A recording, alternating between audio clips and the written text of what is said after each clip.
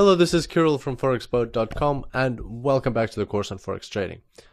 Today we will talk about the Forex market participants. So here's the Forex market and who are the major players here? Well, first of all, of course, it's governments. Governments use the Forex market to meet certain economic goals, whether it's to have a lower exchange rate compared to a certain currency or a higher exchange rate. It all depends on whether the country is importing or exporting goods and many various other factors.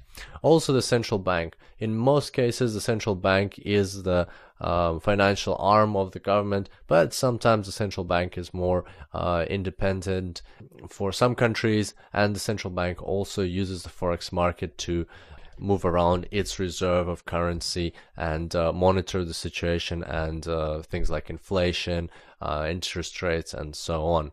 Next, we've got normal banks. Normal banks trade on the Forex market to define which exchange rates should govern the exchange of currencies. And those, like when you and I, we go to a bank and we do exchanges there or do certain transactions, those transactions are minuscule compared to what banks deal at an international level. They throw around billions, if not trillions of dollars just to make sure that they have the right currencies that they need for their activities.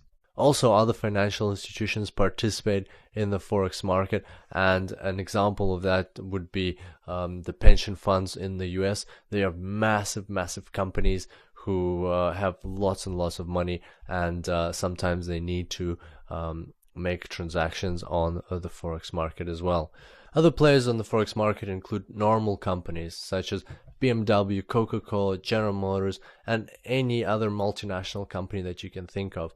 And that's because these companies have operations across the globe, and therefore they are forced to convert currencies all the time in order to pay suppliers, pay employees, and so on. For example, Coca-Cola might be paying some employees that it has somewhere in India and would have to convert dollars into rupees. Or, for instance, BMW might be ordering some parts from Japan, and that way they have to convert euro into yen and pay for those parts.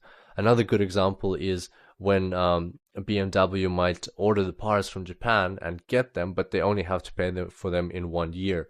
So in that situation, they have two options. They can either create the product, sell it, and then 1 year later pay for the parts, but then they will have to convert euros into yens 1 year later, and the price of yens might have gone up by then, and that will mean that BMW will lose on this foreign exchange transaction, and this loss will eat into its profits from the normal operations. So in those cases, most companies do something which is called a hedge, and what they do is they instead of waiting 1 year to convert their euros into yens, they will actually create a forward contract with a bank saying that they will need yens in 1 year, and they will create a fix or agree on a fixed price now with that bank, but to buy those yens 1 year from now.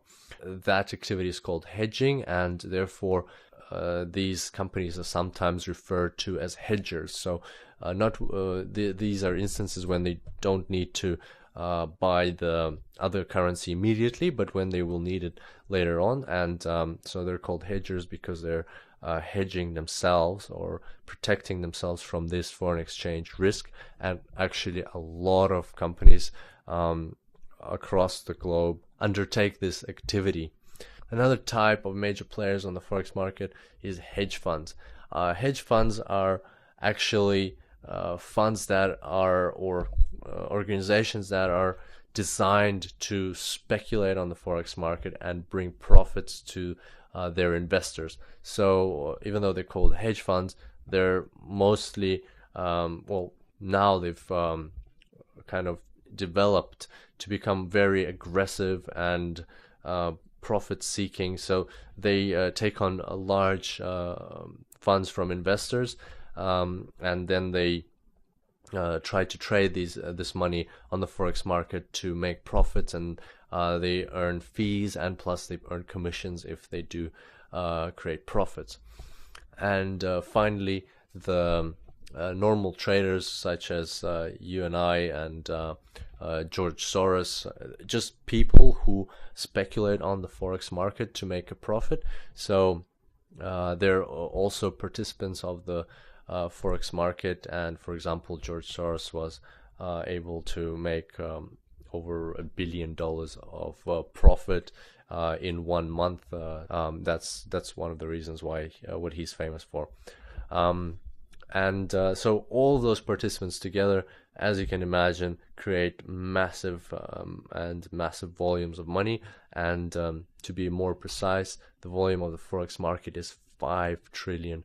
That is 5 and all those zeros behind it, and that is per day. $5 trillion goes through the Forex market. That's an unbelievable amount of money. And just to put that into comparison, the largest stock exchange in the world is the New York Stock Exchange, and the total market capitalization of the New York Stock Exchange, that means if you take all the companies that are listed on the New York Stock Exchange and you put all of their values together, then you will get only $18.7 trillion. And that's the total capitalization of that exchange.